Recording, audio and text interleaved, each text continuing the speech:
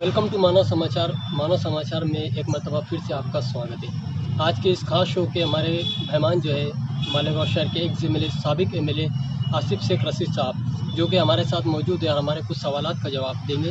उससे पहले हम सबसे पहले आपका इस्तेकबाल करते हैं इस चैनल पर। आपका बहुत बहुत शुक्रिया और मेरी जानिब से कांग्रेस पार्टी की जानिब से मानव समाचार की पूरी टीम को मैं बहुत बहुत मुबारकबाद देता हूं और ये उम्मीद करता हूं कि मालेगांव शहर में जिस तरीके से सियासी, समाजी, दीनी ऐसे मसाइल जो मालेगांव के सामने मालेगांव शहर की आवाम के आएंगे, आप सच्चाई के साथ ईमानदाराना तौर पर आप आवाम की रहनुमाई करेंगे, ये उम्मीद करता हूं और अल्लाह से दुआ करता हूं कि मानव समाचार चैनल तरक्की हो। आपकी टीम को बहुत बहुत नेक ख्वाहिशात। सबसे पहले हम ये सवाल करना चाहेंगे कि मालेगांव शहर की मौजूदा सियासत पर आप क्या कहेंगे, लेकिन उससे पहले मैं ये बता दूं कि जो एक सिंबल से मखसूस सिंबल से जीत कर आने वाले किसी अलग पार्टी का साथ देते हैं इलेक्शन में, फिर दोबारा उसी पार्टी में दाखिल होकर उसकी सदारत या अध्यक्ष पक्ष मांगते, आप किस नज़र से देखते हैं इसे? मैंने इससे पहले भी एक इंटरव्यू में ये बात कही कि मैं कांग्रेस पार्टी का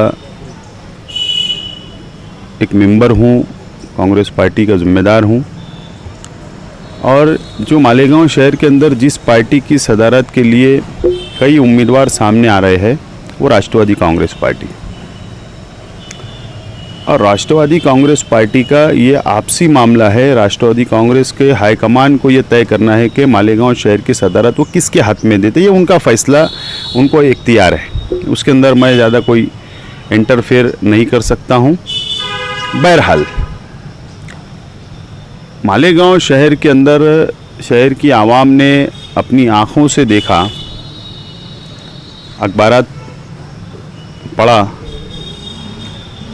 कि एनसीपी के कारपोरेटर जो खुद एमआईएम का काम करते हुए शहर की आवाम को नज़र आए। खैर आज़ादी है, सब किसी को जहाँ जाना है वो जाए, मैं मुबारकबाद देता हूँ, लेकिन ये बोलना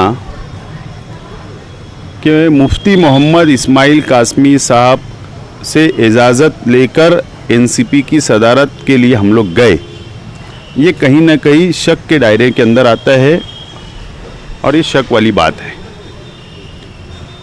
मुफ्ती मोहम्मद इस्माइल साहब कोई साजिश कर रहे हैं,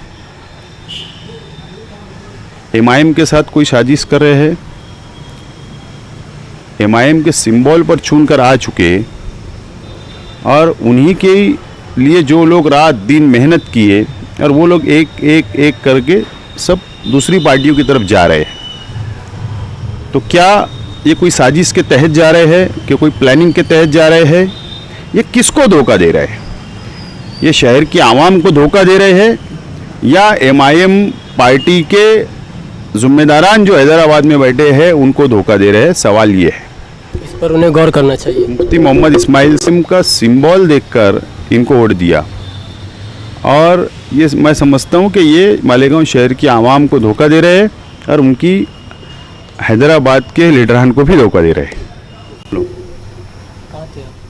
देखिए, हमारे साथ साबिक एमएलए आसिफ शेख साहब है, जो हमारे साथ गुफ्तगू जारी है और उन्होंने बताया कि जो कॉरपोरेटर्स उधर जा रहे हैं दूसरी पार्टी में टिकट मांगने के लिए, क्या ये मुफ्ती साहब की साजिश है? ये मुफ्ती साहब जवाब देंगे, लेकिन इसी के साथ हम एक सवाल ये करेंगे कि बहुत सारे लोग हैं तो आसिफ शेख साहब को ये समझते हैं, ये मानते भी है कि एक काम वाले एमएलए मालेगांव शहर की आवाम ने जो है एक बहुत बड़ी गलती कर दी, लेकिन वहीं दूसरी तरफ एक बहुत ज़्यादा आम बात हो चुकी है कि इन्हें सोशल मीडिया पे बहुत ज़्यादा ट्रोल किया जाता है। तो आप बताएंगे ये ऐसा क्यों होता है, क्या वजह है?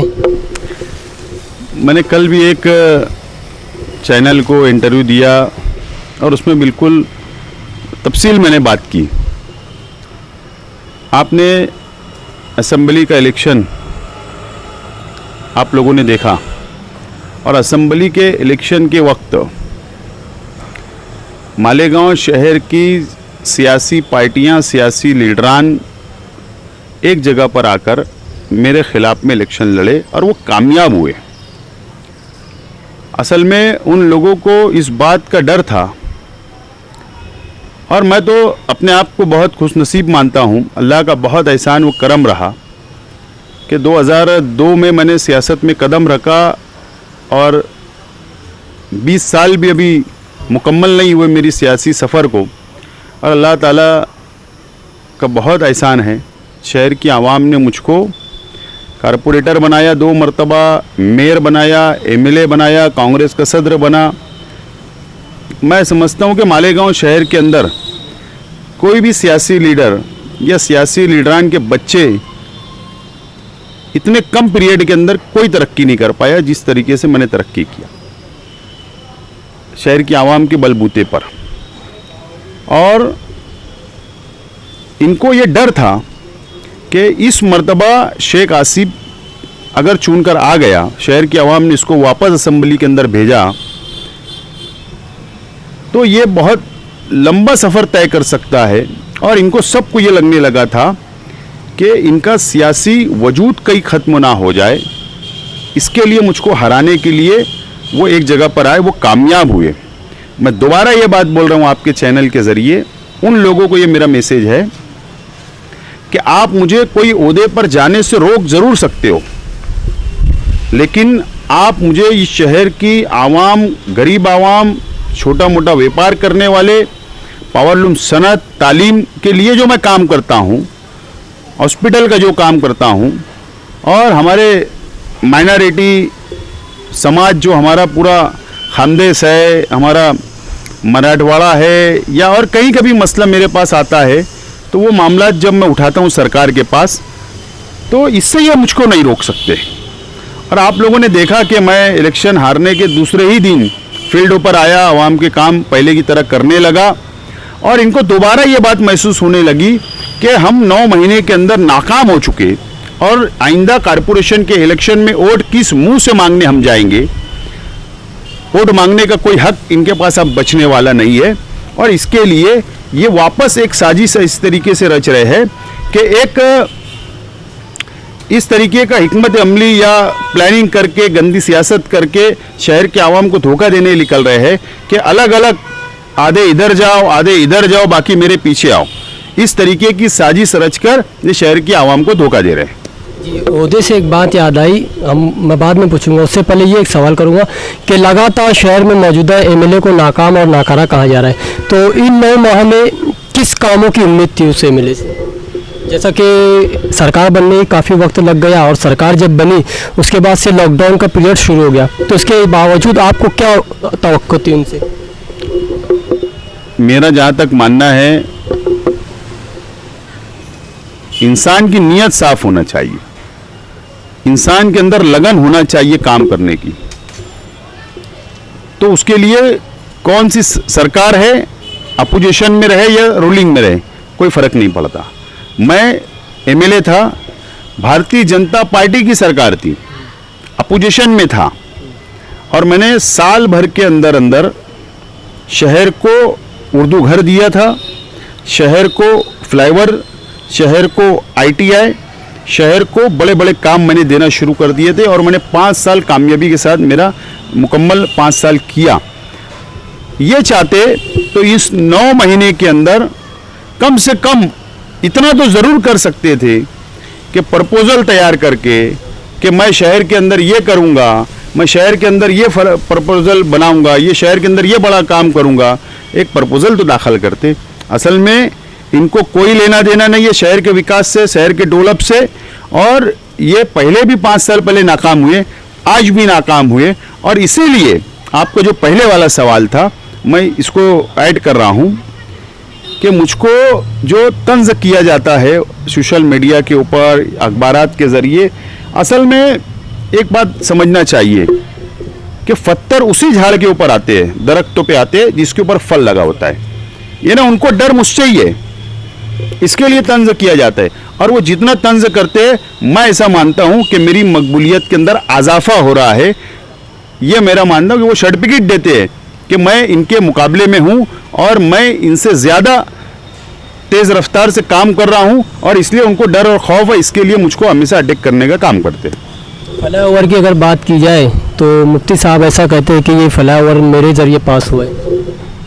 मुफ्ती साहब अल्लाह ना करे वो ऐसा बोल देवे कि नारू शंकर का किला भी मैंने बनवाया था, ताजमहल भी मैंने बनवाया था, ये हर चीज बोलते मैंने बनवाया था। फ्लाईओवर ब्रिज ये शहर का एक एक बच्चा जानता है कि शेख आसिफ की देन है। प्रपोजल कैसे चलाना, कैसे मंजूरी लाना, क्या करना मैं समझता हूँ। आज ये फ्लाईओवर को रोक रहे हैं, ये लॉकडाउन का पीरियड एक मिनट थोड़ा सी खत्म होने दीजिए, उसके बाद ये फ्लाईओवर भी बनेगा और ये आगरा रोड भी बनेगा। और मुफ्ती साहब से मैं यही बोलना चाहूँगा कि दूसरे के बच्चों को नाम देना बंद करिए, खुद की औलाद पैदा करके उसको नाम रखिए। यही मैं उनको मैसेज देना चाहता हूँ। और दूसरे के काम को अपना काम मत बताइए, है ना। शहर की आवाम बहुत होशियार और चालाक है, सब समझती है। और आप ये समझते होंगे कि मैं वापस 5 साल मैंने काम नहीं किया, ये शहर की आवाम ने तुमको एक मौका दिया है। आप आइंदा इंशाल्लाह शहर की आवाम ऐसी गलती नहीं करेंगे, एहसास शहर की आवाम को हो गया है। जी, इसी तरह मेरा एक सवाल बीच में रह गया तो ओहदे की बात, जब इलेक्शन हुआ था आप तो शिकस्त खा गए थे, लेकिन उसके बाद तो शहर में एक बात चली थी कि शहर के अवाम ने दूसरी मरतबा बहुत बड़ी गलती की है कि जब शेख रशीद साहब थे उस वक्त भी उनका तीसरी मरतबा एमएलए का पीरियड था, अगर वो जीत जाते तो मिनिस्टर बन जाते। उसी तरह आपके ताल्लुक से भी बात चल रही थी कि अगर आसिफ भाई आ जाते हैं तो वो मिनिस्टर बन जाते। तो आप कहाँ तक इसको सही समझते हैं? बिल्कुल सच बात है। शेख रशीद साहब उस वक्त इलेक्शन जीत जाते तो ज़रूर मिनिस्टर बनते, और इस मर्तबा शहर की आवाम मुझको मौका देती तो ज़रूर मेरा भी चांस लग सकता था, उसके अंदर कोई दो राय नहीं है। लेकिन मैं समझता हूँ ना शेख रशीद साहब का नुकसान हुआ, ना मेरा नुकसान हुआ, ना कांग्रेस पार्टी के वर्करों का नुकसान हुआ। ये शहर के विकास, शहर का डेवलप और मालेगांव शहर की आवाम का और एजुकेशन जो बच्चे हासिल कर रहे उनका हुआ, पावरलूम सनत का हुआ, मजदूरों का हुआ, गरीब का हुआ, पूरे शहर का नुकसान हुआ है। इस तरीके का फैसला फैसला लिया गया, शहर की आवाम ने जज्बात के अंदर ली, वो फैसला मैं समझता हूँ शहर के लिए नुकसानदेह और शहर का नुकसान है, हमारा नहीं। जी, बहुत बहुत शुक्रिया हमें वक्त देने के लिए। देखिए, बात से बात बढ़ती है। असल चीज़ ये है कि शहर के लिए कुछ काम किया जाए। मानव समाचार देखने के लिए थैंक यू।